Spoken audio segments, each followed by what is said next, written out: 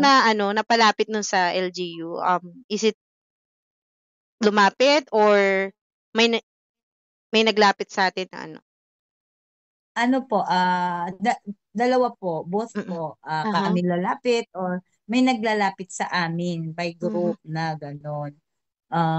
Supportive naman sila. Mm. Ang mostly yung aming pinaka-head dun sa chess club, yan sila ang lalapit. Tapos pag Mhm. lumapit na sa pinag-iisa na lang namin, share na kami. Meron din na kung magtutournament sa ibang lugar, hindi naman lahat ay kasama, kami na yung lalapit sa Opo. kanila. Bali Ganon, yung group oo. na ng chess club. Oo, group na lang chess club po. Ilan ba Tapos yung may, mga pag players sa chess club nyo ngayon? medyo marami-rami din po yung ano, Players. yun, yung mga 20 plus yung estudyante ni coach. Pag nakumpleto lahat kasi po, minsan busy din yung mga estudyante Mm. sa may mga school. Ayun po. Yun yung ginagawa po namin. I Tapos see.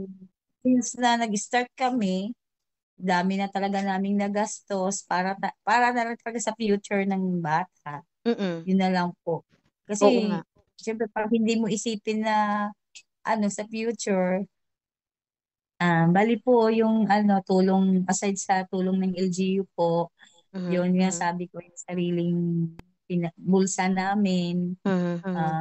Yun po, medyo marami-rami naman po yung naubos na. Mm. Pero hindi Mm. na lang namin yung tinitingnan na lang po namin yung future niya Mhm. pagdating sa education niya. Yan po nakakatulong naman po kasi may magiging scholar siya, Yes yun po, yung opo. malaking Pagdating ng college po niya, doon. pag-aagawan na po College. yan. Opo, totoo po yun. So, hindi lang basta-basta ang school po ang lumalapit. Meron ng Talagang lumalapit ngayon. lumalapit. Minsan, tinatawagan na po siya. Talaga po? Grade 5 pa lang, tinatawagan Anong na siya. school na 'to? Parang excited ako. Anong mga school na ito? Ah, ang una talagang tumawag sa kanya, university, National University. Hmm, NU. Yun NU. po, Hmm. talagang nililigawan na siya, grade 5 pa Medyo lang. ngayon ng NU, medyo sa UAAP. Opo, UAP. Tapos, Tapos, Lasal. after ni NU, Lasal po, totoo po, kinausap na po siya, nasa Isabela kami, kinausap po siya ng Lasal. Then after ni Lasal, kinuha talaga siya actually ng FEU. Nag-FEU talaga to at naglaro na ng EU up to mag-championship. FEU? Opo, Ay kinuha na po talaga? talaga siya. Sa Ano FEU po yung offer Diliman. nila? Is it 100% walang babayaran, something ganyan or Yes, 100% wala kang babayaran. Ikaw pa magkakaroon ka pa ng allowance. Lalo na't wow! UAP FEU player. 'to, ah. UAP player ka. Opo, all Talaga? out. 'Di ba? Nagsulit yung Oo. pagod at hirap niyo mother ng ilang Opo. years. Parang nag-ipon lang din So, kayo. saka hindi lang yan, halos lahat Travel. yata ng school tumawag sa kanya. UP. Ang UP, UP. kinukuha po siya. Wow! Tapos LPU, kinukuha Hmm. siya. So, Yan nasa po. sa'yo na yung Ganun. Bon kung saan mo gustong pumasok. Name it. Yun. Yun yung kagandahan, yun ang advantage Tama po doon. 'yun. Tama po 'yun. Mm. Yan, Napakasarap hindi sa mo, pakiramdam kasi wala ka ng problem in college. Mother, yes. napakahirap ngayon. Dun lang sa mga Mm-mm. schools na sabihin natin ay semi-private, let's say AAC or kahit dito lang Yeah, yung yeah. LPU Oo. dito sa atin, 'di ba? Opo. Ang mahal Mm-mm. ng tuition diyan, depende pa. Ano ba yung gustong course ni Bon? Meron na bang napupusuan? Ah, ikaw mo sana. Hindi pa po decided. Di Noon, pa, pero doktor ko sa siya, tingin mo gusto niya ano? talaga. And Ikaw. noon, pangarap ko po talaga mag-doktor. Mm. Kaso yung schedule po kasi ng doctor, hindi niya po talaga nami-meet yung expectations ng yung maging athlete, ganun po. Oo nga, mahirap din. Pero Kasi ngayon meron schedule. kang option? Mm. Nag-iisip pa po siguro. Hindi pa, undecided pa talaga siya. Pero ang Oo. ano mo talaga ngayon, goal mo is to get the FM title, Mm. tama? Ano ba yung FM title? Opo. FIDE Master, tama? Yes po. And then, right Yes after po. then, IM naman. Nakalaro mo na ba ang Opo. ating IM, Roderick Nava? As in, Nakapaglaro na po. nakapag-sparring ka na o Ay, simul ka na sa hindi pa, kanya? Hindi pa. hindi Wala pa pang. po. Okay. So, how Napuntahan na, does it feel nakapaglaro naman na pag siya. nananalo tayo? Ikaw, bonjour. Ano yung nafe-feel mo pag nananalo ka sa bawat tournament? Syempre, unang-una masaya ako, Mm-mm. overwhelmed. Mhm. Kanina, sinasabi ko pag sinasabitan ng award, um, uh, syempre, nawawala yung pagod ko, yung Oo. stress ko after Nananalo. pag nanalo, ganon. Uh, Relieving talaga pag nananalo ka, especially pag crucial yung laban na alam mo na pag nanalo ka, champion ka, magkakaroon ka ng award, ganon. Masarap yung feeling. Sarap Masarap talaga ng feeling. yun na talaga ang sasabi ko, masarap ang Oo, feeling. totoo naman yan. As in, talagang halimbawa, ano ka ngayon, next, parang, uhaw ka ulit mag-tournament. Yeah. Pero have you even Excited. experienced na natalo ka? Ayun. Yes po. Madaming times na po ako na yung alam kong winning na ako, pero natalo pa rin ako. Oo, may Siyempre, ganyan. normal lang pong umiyak. Talagang Tapos, umiyak ka move din? on.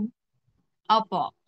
Actually, mother, that's okay. Pagka ang isang player ay umiyak daw, it Umiyak. means daw yun po ay nasa Oo. puso niya talaga yung paglalaro. And that Nalaro. experience will lead her to success in the future. Yeah. Yes, true Mm. po yan po. True. Kasi dami ko na experience sa kanya gano'n. Hinahayaan ko lang siya Oo nga. frozen. Ikaw naman, mother, how, Ko lang. being a parent, paano mo na-handle pag yung natatalo siya yung emotion? Kasi tayo mga nanay, ayaw natin hangga't maaari na nasasaktan ng kalooban ng anak Opo. natin. Oo. Lalo na't nakita natin yung struggle nila, yung kanilang Ganon. dedication at saka yung kanilang, alam mo yon, yung kanilang Opo. eagerness sa pag-training, and then all of a sudden natalo. Alam mo yon. Opo. As a mother po, alam ko naman mostly sa mga chess player, mga anak, parang na-experience din nila yung na-experience ko. Mostly, hindi naman once lang nangyayari yan sa Mm. kanya. Maraming beses din na nangyayari. Lalo lang na-recall ko sa kanya, yung talagang naglaro siya sa Europe na, yung sabi nga niya, winning na siya, natalo pa siya. Yun yung masakit din talaga yun. Oh, sobra. Nakita, Okay nakita lang ko sa yung akin, tanggap ko emotion talaga niya. na talo ako kasi talagang wala akong Oo, magawa. As in, umpisa pa lang, yes. Yung tagilid na yung losing pieces ka na. ko, losing na talaga Oo. ako, okay na yun eh. Pero yung alam mo na winning Mm. ka, and then all of a sudden, Nat- biglang bumagsak lahat just because of yes, your na-losing ka. mistake. Nangyayari Yes, talaga yan sa yun, chess eh. yun. Oo. Nakita ko Oo. talaga yung reaction niya, yung kamay niya, Oo. paano niya sirain yung kanyang mga notation, yung maibuhos lang niya. Oo. Hinahayaan ko siya para lang Tama lang. ilabas niya. Ilabas niya. Ilabas Yun, niya. oo. Yan, ganun, yun Nagkaroon yung ba mga kayo ng nakita. fight? Minsan, halimbawa nagkasagutan kayo kasi hindi mo siya makontrol, may mga ganyan bang pagkakataon? Nung una po, kasi hindi ko po alam nung nag-uumpisa siya. Mm. Pero ang kalaunan, nakita ko na hindi pala tama yung ganon. Na-stress na yung bata. Opo. Na parang na-advise ko rin sa iba yan na kapag nakikita kasi ako dun sa mga kapwa ko players na pinapagalitan, mayroon pang pinapalo, mga ganon. May Ay nakita talaga? talaga akong ganyan. Yes, yes, coach. Pero hindi dapat yung ganon. Advice Oo. ko lang sa mga parents na yung yung anak Hayaan na niyo lang. natatalo, dapat hayaan nyo lang siya umiyak. Tama. Ayan, na ilabas yung emotion niya Emotion. kasi, Just to oo, kasi acknowledge their stress na sila, feelings. oo. Mm. Baga stress na sila, hindi na dapat i-stress, dagdagan Oo. pa natin sila ng Totoo. stress. Siguro pwede natin sila pagsabihan, yun kasi yung na-learn ko, coach. Pwede Mm. natin na siguro siya pagsabihan pag yung okay na siya, yung wala na siya, tapos doon na tayo papasok. Ganun yung ginagawa ko sa kanya. Doon ako papasok na sabihin ko na yung dapat at hindi dapat. Ganun. Oo nga, tama Doon ako naman. papasok kasi stress ang bata talaga. Opo, tama Mahirap naman po talaga 'yun. maglaro.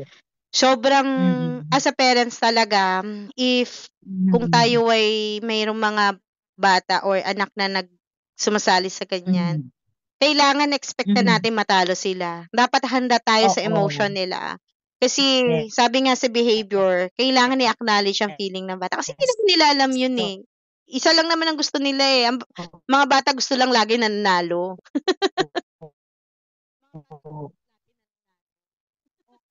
o sabi ko, wala naman pwede, hindi naman pwedeng manalo pareho. Yun yung dapat Oo. maiintindihan din nila. Tapos, Opo. yung as a parents kasi, masakit man sa kanila, mas masakit sa parents. Para sa akin Oo. kung masakit sa'yo, masasakit sa parents. Totoo. So, kaya, Kasi naranasan yun ko lang yan talaga dun sa yung anak ko. emotion. Kasi yung support O, di ba natin iba eh. po? Tapos, mas nasasaktan Opo. tayo pag nakikita nating wasak na wasak din yung ating mga anak. Kasi hindi Yes. natin Opo. kayang kumbaga parang nagkulang, pakiramdam natin nagkulang tayo. Yun eh, kaya mas masakit sa part nating parents kasi parang sa tayo nagkulang, binigay naman natin, tas ganun pa yung kasi nag-expect nga tayo. Para bang Oh, gusto mong kuhanin na lang yung sakit oo, nila. para hindi na sila umiyak. Diba? Kasi talaga tayong parents, pag Oo. nakita umiyak ang bata, ay naku, ayoko na. Yun na lang. Ilibang na lang sila, pakainin na lang, ganun na lang. Para maano yung emotion. Ganun po. Mahirap po. Totoo Pag po, ganyan, totoo. parents, ganun po. Ayun. Kainin na lang, ganun na lang. Para maano yung emotion. Ganun po. Mahirap po. Totoo Pag po, ganyan, totoo. parents, ganun po. Ayun. So, dito Andyan, na tayo sa last part po. Ano po yung advice nyo sa daughter nyo and also to all parents ngayon na nakikinig sa viewers natin? Yung may advice nyo sa kanya, advice po kayo kay Bon, ano pa yung dapat niyang gusto niyo iparating para sa kanya during her journey? And then, advice din po nyo sa parents na katulad ko, ano pa yung dapat naming matutunan as supportive parents? Ano pa yung maia-advise nyo sa amin? Actually po, mula nung nag-start po talaga si Bon sa chess career niya, kahit nung bata hanggang at present, ang advice ko lang, lagi ko ina-advise talaga, may mga advice ako sa kanya habang tumatagal, yung laro niya, yung chess, is patuloy lang niya kasi hindi naman niya, ang chess kasi, hindi yan nakukuha lang sa direct, yung madali lang, kundi nakukuha kasi yan, yung chess, yung magtagumpay kayong, maghihirap ka muna, yung gano'n, hindi sa madali ang paraan. Yung pagtsatsaga mo, yung patient mo, yan. Walang yung tip of iceberg ba yun? Lahat ng hard works mo nasa ilalim. Tapos ang nakikita lang ng tao yun. Chess is hardworking talaga yan. Talaga, totoo hindi yan. Hindi yan makukuha sa easy way. Hindi yan. Di ba kasi may mga parents na, hindi naman sila nanalo, ganyan. So, hindi ganon. Commitment talaga. Hindi yan nakukuha. Oo, commitment mo, step by step, yan. Tapos, yung maturity mo, and ang number one talaga, attitude mo. Yun yung sinasabi ko kay Bonjour, yung advice ko sa kanya, yung attitude, yung character mo. Hindi ka magtatagumpay yan kung wala yung, tingnan mo yung attitude mo. Always stay on the ground. Yes, yung integridad mo, yung honestly mo. Exactly. Sabi ko sa kanya, yung commitment nga niya, then sipag, ang taga niya, na hindi siya magsasawa, and all the above, na kung gumagaling ka na, tingnan mo yung puso mo, yung humbleness mo. Sabi ko sa kanya, it's a process, it's a learning. Kahit magaling ka na, andyan pa rin yung learning, gano'n, yung submission mo. Totoo po yun. Yun yung lagi ko ina-advise kay Bons, yan. Siyempre po, yung prayer niya, yung kanyang strength. Doon tayo kukuha ng strength kasi niya, yung wisdom, sabi ko, hindi lang yung sarili mong strength, kundi hingi ka talaga din ng wisdom kay Lord, sabi ko pa niya. Yun yung humbleness mo. At saka yung integrity talaga, number one na may nag-advise sa amin sa matataas ng grandmaster na kapag gusto mo yan, sabi niya, tapos maabot mo yung katagumpayan mo, kailangan yung yung honesty mo, yung malinis, lahat, sabi nga ganon. Yung desire mo, yan, ibibigay talaga yung desire mo. Exactly. Yun din advice ko advice ko sa mga parents, mga magulang, nakikita tayong nakaalalay sa mga anak natin. So, hindi nila, lalo na sa mga anak natin, hindi nila nakikita yon. Tayo yung magugulang nag-guide sa kanila. Yun ang nakikita ko yung journey. I-guide, hindi na ito pala tama. Anak, hindi na tama, ito yung dapat. Yun. Taga-guide lang tayo mga magulang. So, paalahanan natin lagi yung ating anak. Lalo na dyan sa mga pangarap nila. Exactly. Magtagumpay sila. So, bantayan natin yung attitude nila, bantayan natin yung hindi dapat at i-guide natin sila para yun ay para sa kanilang mga pangarap. Opo. At magtatagumpay sila. What about si Von? Ikaw, Von, ano yung advice mo sa mga inspiring chess player, and also ano yung masasabi mo kay mother, like ano yung message mo para sa kanya?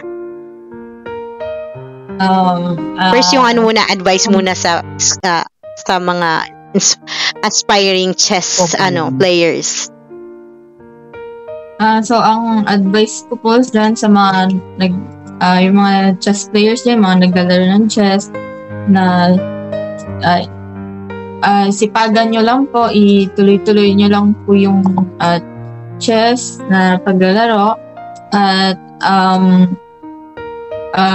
para makamit nyo po ang inyong pangarap. Tapos also stay humble nga, as yung nakauna, and yun lang po. Si Mami, anong message mo kay Mama? Iya. Sabihin ko na thank you na sa pag-aalaga, pag-advise, mag-away man tayo, pero nangyayari talaga yan. Tanggap ko lahat ng thank you sa pag-alay mo sa akin, and yung pagsama mo sa akin every tournament na walang sawang yun nga sa pagsasama, nagtsatsaga ka maghatid sa akin sa training, sa chess club, kahit malayo sa bahay natin. Yun lang. Ayun. Anyway, sobrang nakaka-touch yung sinabi ni Von. Ramdam na ramdam ko as parents kasi hindi masusukat talaga ang pagmamahal ng isang ina. And ang mga anak naman na nararamdaman yun, talagang no words can express. Diba? Yes. How thankful we are sa ating parents pagka ganyan ka-supportive and hindi ka bibitawan. Diba? Yan yung ating pinaka pangarap as player, na support talaga. Iba yung support talaga ng family.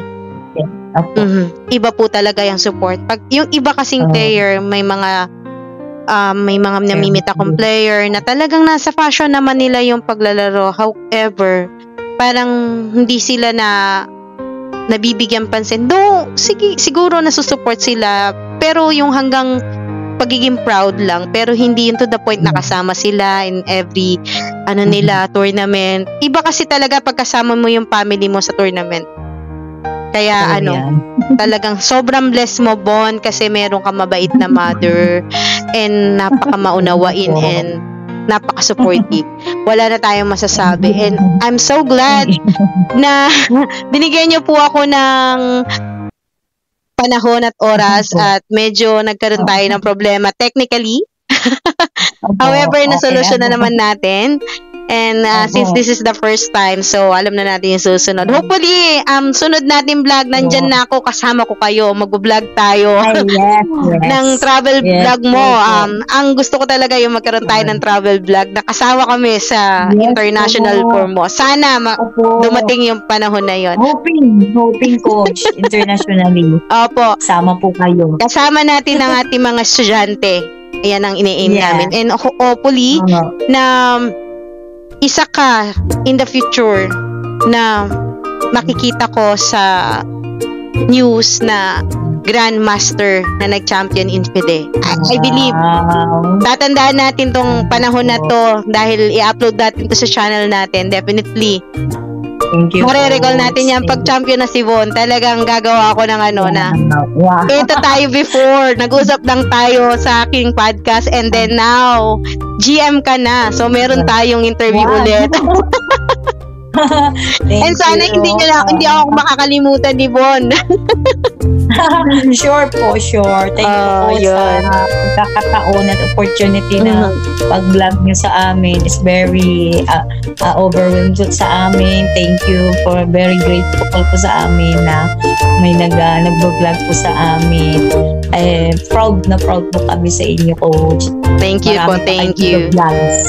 Hindi lang ito ang umpisa. Opo, marami po tayong iimbitahan dito sa ating podcast. This will be Yes. lunch every Saturday night para meron po tayong weekend chismisan Yes. about sports. Not just only in chess, Yes. but we will cover some different sports na kung saan Opo. makakakita po tayo ng mga players, aspiring players and coaches para mabigyan pa natin na ma-improve pa natin yung sports dito sa Philippines. Ayun po yung aim ng ating channel. Anyway, thank you so much po sa pag-join nyo sa aking podcast. Again, I'm grateful to be a part of your journey. And also, I'm grateful na naging guest kita ka. Una-unahang guest natin dito is a WNM chess women in the Philippines. Ayan. So, thank you so much and Happy New Year po! Happy New Year din po. Bye Thank po. you very much. And God bless po. God bless po. Thank you Bye-bye! Bye-bye.